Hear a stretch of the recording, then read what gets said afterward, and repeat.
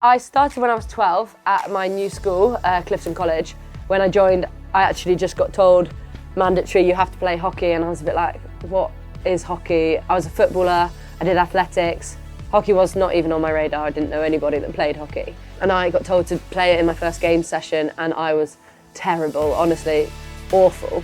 And after a year or two, I kind of just became obsessed with it. I loved it so much. I ended up stopping playing football when I got to 16.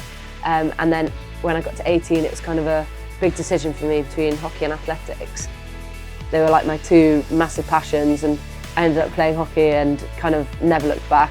I remember kind of one session I was getting better and better, and I started to be able to do a little bit of skill, and as soon as I could do that, I kind of knew how to beat a player move and could kind of relate it to football. And as soon as that happened, it was pretty rapid progression. I started getting better and better, and when I say I got obsessed, I used to play in the garden to my parents' dislike, in the house a lot, because, you know, kind of the missing string to my bow was being able to do those skills, and I became a bit obsessed. I don't like not being good at things, especially in a kind of school environment. I kind of really pushed myself there, and then when it got to 16, 17, I started thinking, like, you know, I could go somewhere with this.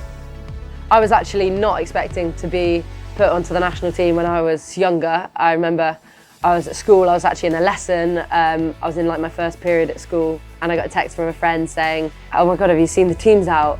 And I was like, no, not really. Didn't have too much interest in it, and it was to a tournament, and I had no idea that I was even really in contention for it, and I kind of got picked by the coach at the time. I feel maybe on a bit of a whim or a wild card, and you know, I did one of my A-levels and was straight on a train to London to play my first cap 6 years ago now, and I still feel so lucky to have been given that opportunity, and I feel like maybe if I wasn't, I would have never have done what I've done now.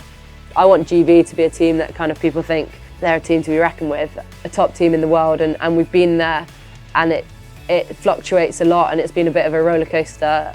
So I guess I want to leave some consistency in how, like, the international team actually competes.